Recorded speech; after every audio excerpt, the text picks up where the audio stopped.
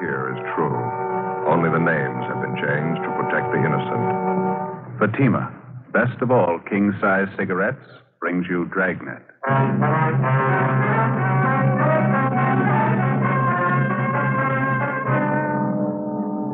You're a detective sergeant. You're assigned to homicide detail. An elderly man is found dead in the living room of his home. There's a single bullet hole in his chest. On the surface, it appears the man took his own life, but the evidence points to the opposite. Your job?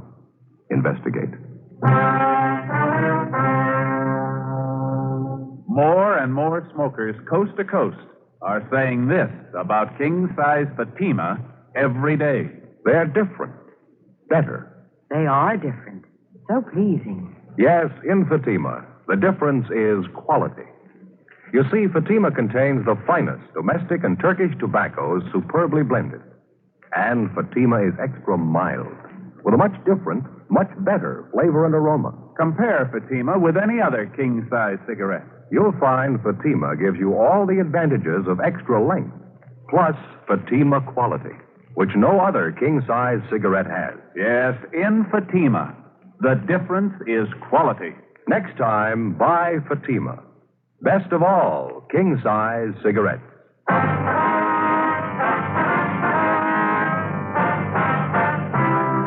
Dragnet, the documented drama of an actual crime. For the next 30 minutes, in cooperation with the Los Angeles Police Department, you will travel step by step on the side of the law through an actual case transcribed from official police files. From beginning to end, from crime to punishment, Dragnet is the story of your police force in action. It was Wednesday, January 10th. It was cold in Los Angeles. We were working a day watch out of homicide detail. My partner's Ben Romero. The boss is Thad Brown, chief of detectives. My name's Friday. It was 8:25 a.m. when I got to the police academy, the doctor's office. Morning. Morning. Can I help you? I'm checking in for my annual physical. Oh, okay. All right. See your name? Joe Friday. See. Friday, just like the day in the week? Yeah, that's right. Friday. Can't seem to find it. You sure you were notified? Yeah, the teletype was posted in the office a couple of days ago. Annual physical exams. My name was right near the top of the list. Friday. Oh, yeah. Yeah, here you are. Joseph Friday. That's it, yeah. Well, all right, Friday. Let's get your name down here. Okay. Age? 34. Where you work? Central Homicide.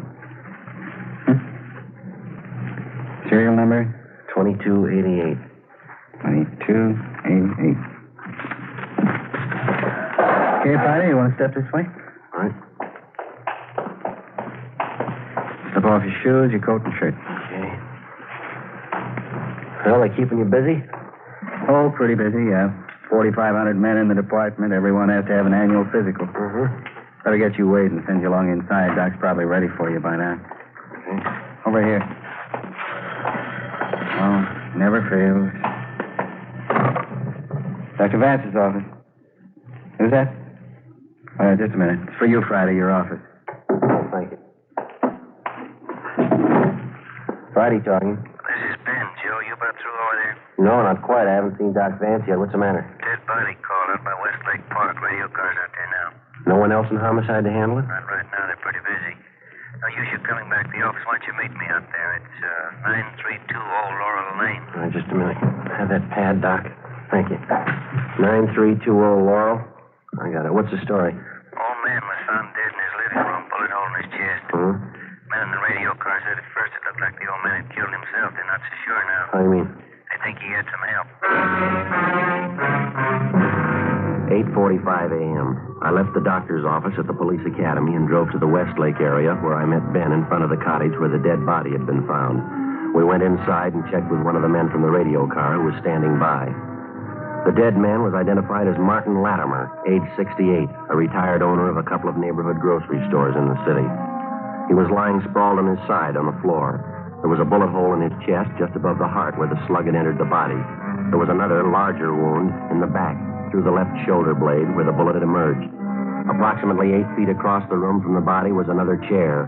There was a Winchester rifle wired firmly to the top, its muzzle pointing directly above the spot where the body lay on the floor.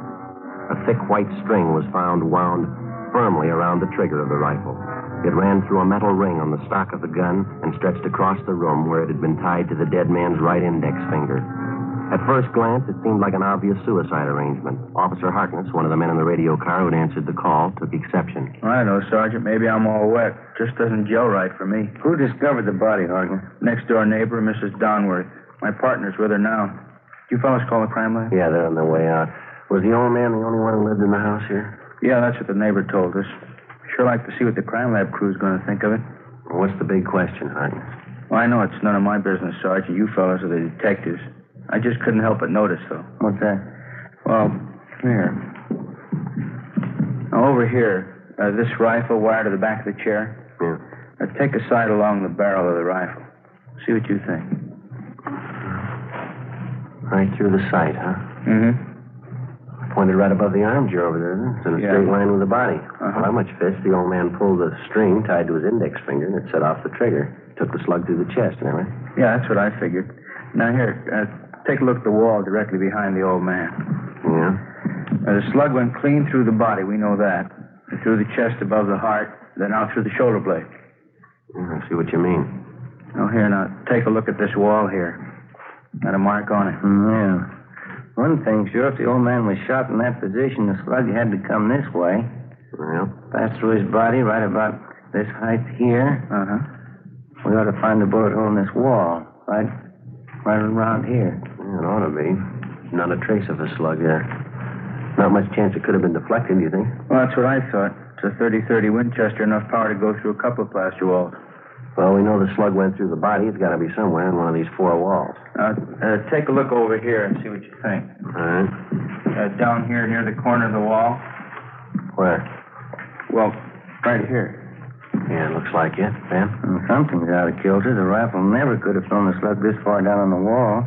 Not the way it's wired to the chair there. And besides that, it's way out of line. At least 4 feet, the way I figured here. Well, I know it's none of my business, Sergeant. I couldn't help but notice it, though.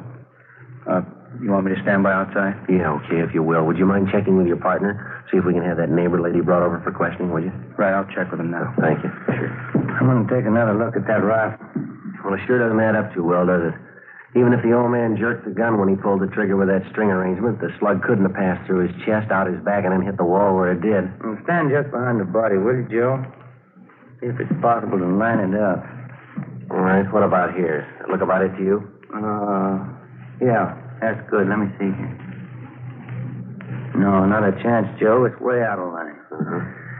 That's the gun that killed him. The old man didn't pull the trigger. Not from there, anyway. Well, there's one other chance. Yeah? Somebody pulled it for him. Lieutenant Lee Jones arrived with his crime lab crew and went to work. We put in a call to the coroner's office, and then the dead man's neighbor, Mrs. Elsie Donworth, was brought over for questioning. She was a chubby, matronly lady, about 45. She told us she'd been a neighbor to the aging Martin Latimer for more than 10 years. I take it you knew Mr. Latimer pretty well, ma'am. Yeah, I suppose. Didn't have any relatives, poor man. All alone. He was in the grocery business for years. He made some nice money, I guess. Retired about 8 years ago, sold both his stores. Had an income from a mortgage on one of them. $150 a month. Yeah, he was very comfortable.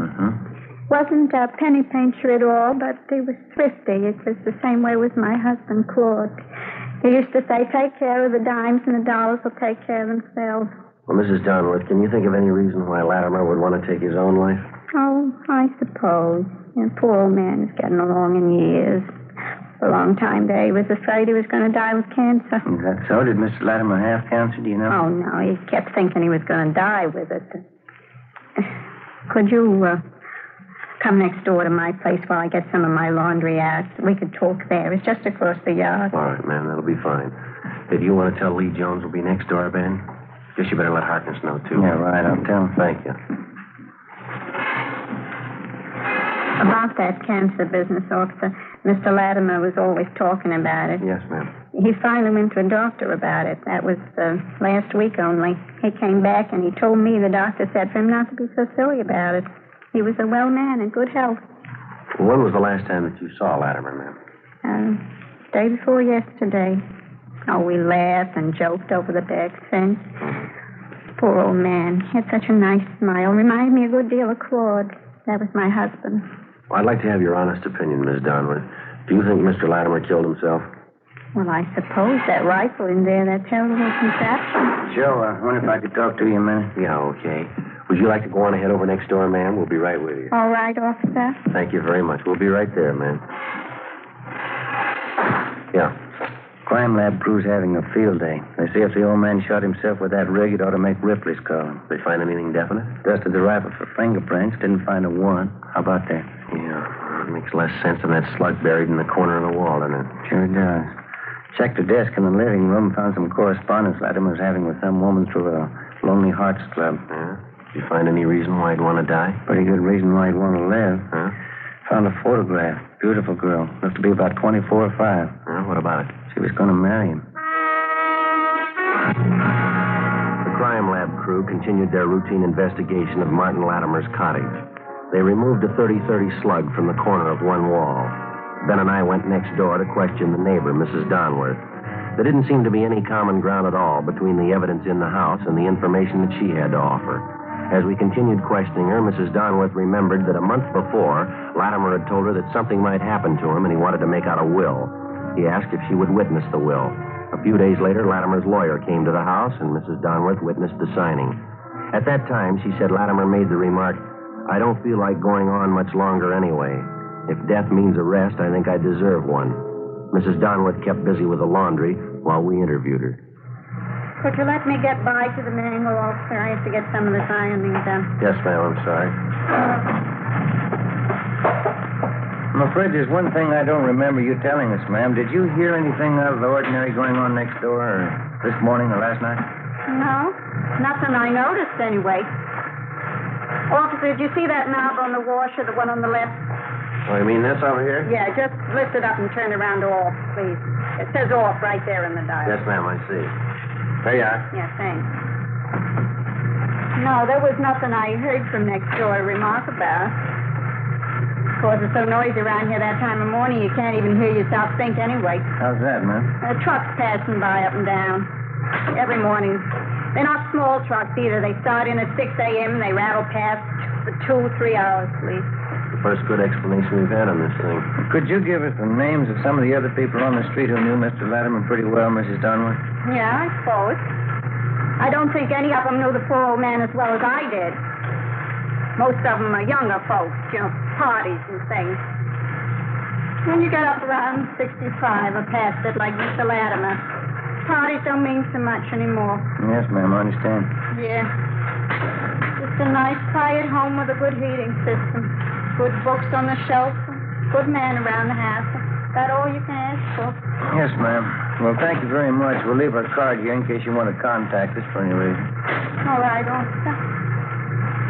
Well, there's one more thing, Mrs. Donworth. We understand Latimer was corresponding with several women through a Lonely Hearts Club. Did he ever mention that to you? No, he never did. I found out from the mailman. He's a regular gossip. And Latimer never mentioned any of the women that he corresponded with, is that right? Well, I pretended I didn't even know about it. He never brought it up.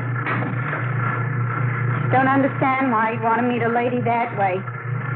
Almost as them are looking for is a man with money so they can quit work and lay around the house.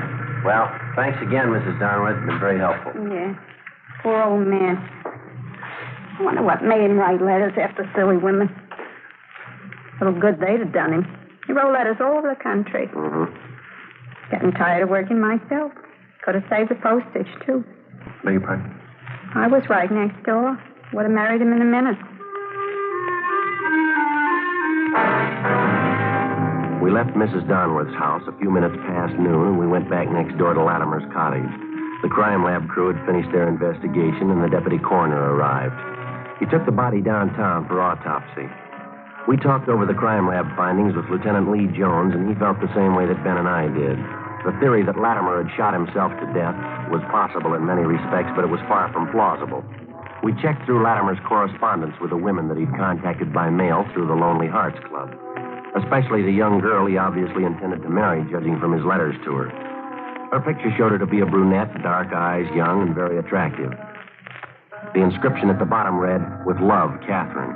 There was no return address on either the photo or the letter. Ben called to check with the Lonely Hearts Club. Yes, ma'am. No, that's all right. We'll probably be dropping down to talk to you. Yes, boy.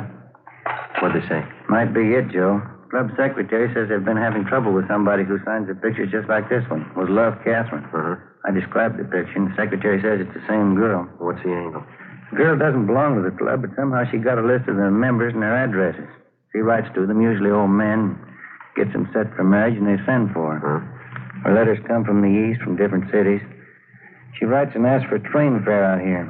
The men send her the money for clothes and train fare, and that's the last of it. She's gone. Oh, it adds up, all right. Now, this one letter here. This one. I hate to ask you, dear, but if you could send me the traveling money and just a little extra for some clothes, I will take the first train and be with you in a week to become your wife, awaiting that precious moment and so on. Kind of pours it on thick. What's the date on there? Let's see. December 30th. It's 12 days ago. What do you think? That's possible. She could have showed up, tried to grab all the old man's money she could find. Maybe he caught her at it. She killed him, rigged up this phony setup to make it look like Latimer shot himself, huh? And to hold more water if we could find out she really came here. Maybe we better start ringing a few doorbells. The other neighbors might come up with something. What do you say? Let me see that girl's picture again, will you? Yeah, here you go. No photographer's name. Now, look in the back here, Ben. Yeah? No, down here in the corner. Right in the corner of the picture mounting. Oh, yeah. XXX6Y3. Must be some kind of manufacturer's marking. Photography supply. Guess it stands for the type of paper, huh? You know anything about the photo business? No, I don't. Neither do I. Let's find somebody who does, huh? Before we drove back to the office, Ben and I covered the rest of the neighborhood and talked to everybody who knew the dead man, Martin Latimer, even remotely. They told us nothing that we didn't already know. There'd been no strangers seen visiting the old man. No one had noticed anything out of the ordinary in Latimer's daily routine. 3 o'clock that afternoon, we checked with the police photo lab. They told us that the symbols stamped on the cardboard frame of the photograph signed Catherine were symbols used by a photo supply company up in San Francisco. We went back to the office and got in touch with the San Francisco firm. We were told that the symbols indicated the style and the size of photographic mounting, and further, that this particular type of mounting was distributed only throughout 7 western states. They gave us a list of 18 photo studios in Los Angeles who kept that particular mount in stock. It was a long chance, but we started checking them out. Meantime, we'd run the girl through R&I and gotten out an APB, seeking information on her. 3 days later, Ben and I had checked out 10 of the 18 photo studios on our list. The 11th was the M&Y Family Portraits on Melrose. Yes, sir. Can I help you? Police officers, would you mind taking a look at this photograph here, please? Let's see. Would you like an enlargement? Got a special price on enlargements this week? No, sir. We'd just like to know if you can identify this girl, that's all. Oh. Well, do you recognize her at all, sir? I know her. Sure you wouldn't like an enlargement?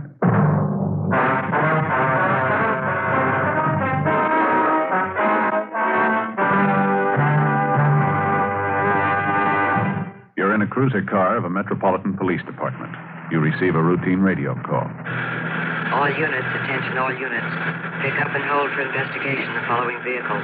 1948 Ford, 2-door sedan, black white sidewall tires. There are many cars that fit this description.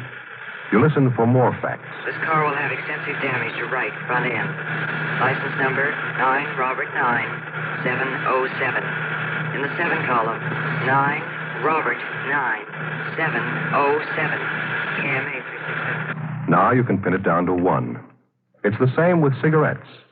There are many king-size brands to choose from. But when you know all the facts, you'll make your choice, Fatima. Here are those facts. Fatimas are the same in length and circumference as any other king-size cigarette.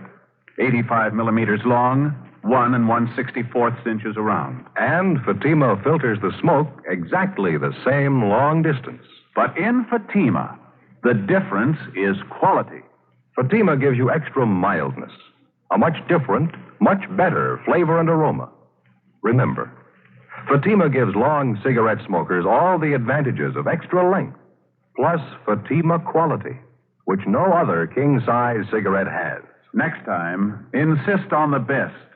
Buy Fatima, best of all king-size cigarettes.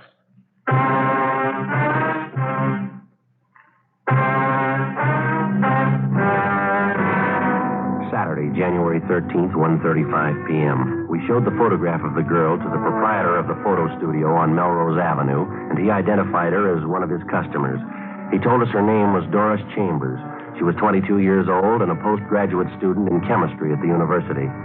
She came from a fairly well-to-do family, and her father was the president of a local neighborhood bank. She didn't even come close to the type of girl that we were looking for. We got the address from the photographer, drove out to the home, and interviewed the Chambers girl. She gave a younger appearance than she did in her picture. She couldn't recognize the handwriting on the photo, nor did she understand the inscription with Love, Catherine.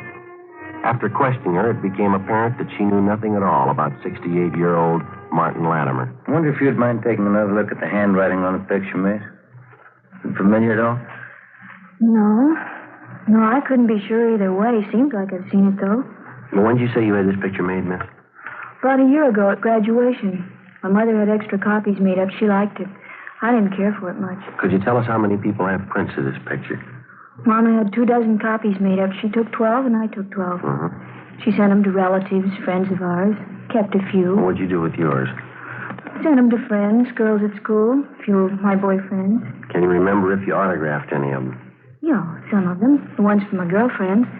Others I gave out plain. Well, can you try and think who you gave those to, miss, the unsigned pictures? One went to Carl, I know that. And Ray, and Fred, and Don, and Warren. I think that's it. Wonder if we could have their full names and addresses, please. Yes, all right. I don't know what I'm saving all this junk for. Old letters. Could I see that picture, please? Yeah, here you are. Look, it's the same writing. I thought I'd seen it before. Huh? This old letter from Warren. See the writing? Doesn't it look the same to you?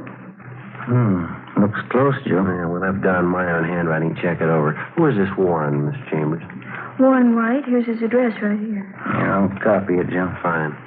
Warren and I went to college together. We were engaged to be married for a while, then I broke it off. I see. Warren's a serious boy. He was very thorough. Perfectionist. You know, Sergeant? Never does things halfway. That's all? Never known Warren to do anything in his life halfway, not once. Well, he's going to have a perfect record if that handwriting matches. What can they do to him? I don't know, but they won't do it halfway. 2:55 p.m. We left the home of Doris Chambers and drove down Beverly Boulevard to 743 North Clairwood Avenue, an apartment house where the suspect was supposed to be living. We talked to the manager, and he told us that Warren White had moved without giving notice 3 days before, on January 10th, the same day 68-year-old Martin Latimer was found dead in his home. We got on the phone, talked to Doris Chambers again, and she gave us a lead on Warren White's married sister. 7:30 p.m., we met with the sister of the murder suspect, and she told us that her brother Warren had phoned that morning and asked for an emergency loan of $200, which she didn't have to give him. The sister gave us White's new address, and we checked it out. It was one of those run-down, futuristic-style apartment houses built in the mid-30s. It was on a narrow road high above Sunset Boulevard, overlooking most of Hollywood. White wasn't in, and the manager said he wasn't expected back till early the next morning. We had the manager let us in White's apartment. We waited. Midnight. 1 a.m. No sign of the suspect. No denying it. It's sure a beautiful view from here. It's the best in town. Be nice for single fellows up here, wouldn't it? Wouldn't work with the family, though. How about you, Joe? Why don't you get your mother looking around up here? It'd be a beautiful place for the two of you. No, I don't think Ma'd ever leave the house. She's been there for 40 years. I guess she'll stay there till she dies. Would be nice up here, though, wouldn't it?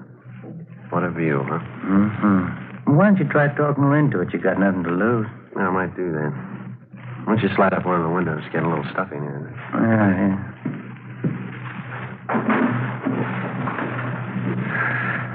Oh, smell that air, huh?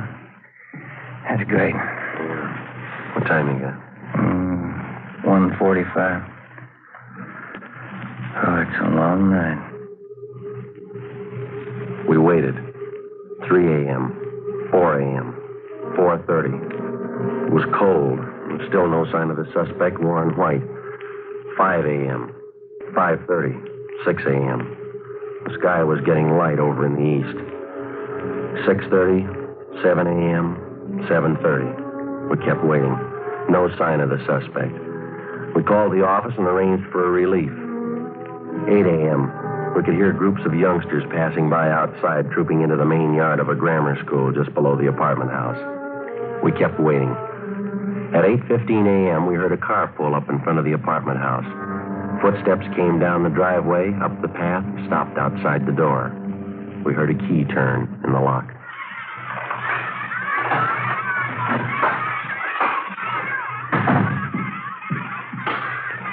What is this?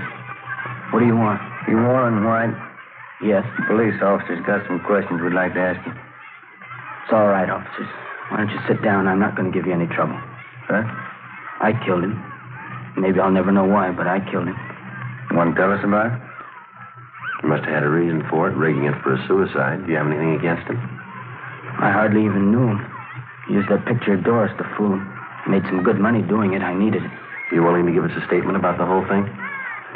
I haven't anything to hide, officer. The minute I killed him, I knew it was all over. Right there in that 1 minute. I knew you'd come and find me somehow. I didn't know when, but you'd come and find me. Well, okay, Ben. We better head downtown. Yeah. What? It's a great sound, isn't it? What's that? The schoolyard. Yeah. The kids. Got a great sound to it. Good one. You want to get your hat? All right. How can anybody figure? You start in a schoolyard like those kids down there, running around, yelling. I started the same. Better get going. I wonder what it is that happens. An 8-year-old redhead kid. There must be one down there now. The other kids will grow up, get jobs, work, and die. It'll be all right. Yeah. The one kid will end up in an alley with a gun in his hand. How can anybody figure? I don't know. A bunch of kids playing in a schoolyard. Someday one of them's a killer. Yeah, let's go. You tell me. What's the answer?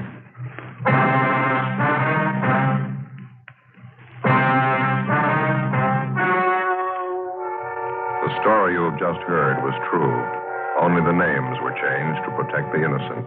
On April 2nd, trial was held in Superior Court, Department 88, City and County of Los Angeles, State of California. In a moment, the results of that trial. And now, here is our star, Jack Webb. Thank you. Friends, it's come to my attention that some people have a misunderstanding about the cost of Fatimas. Well, I'd sure like to straighten that out for you right now. The cost of Fatima is the same as the cigarettes you're now smoking. Yes, that's right. Fatimas cost no more. But in Fatima, the difference is quality. Buy Fatima in the golden yellow package.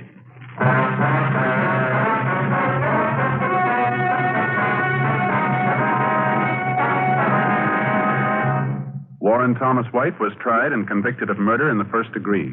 He received a sentence of life imprisonment.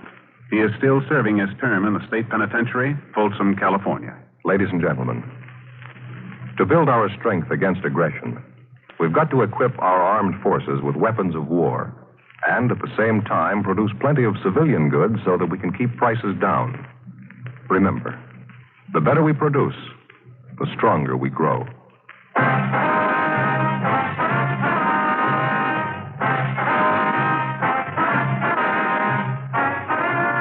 Just heard Dragnet, a series of authentic cases from official files. Technical advice comes from the Office of Chief of Police W.H. Parker, Los Angeles Police Department. Fatima, best of all king-size cigarettes, has brought you Dragnet, transcribed from Los Angeles. Stay tuned for Counter Spy, next over NBC.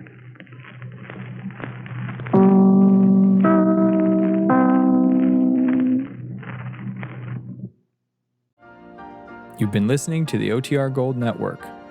Find more classic radio at otrgold.com.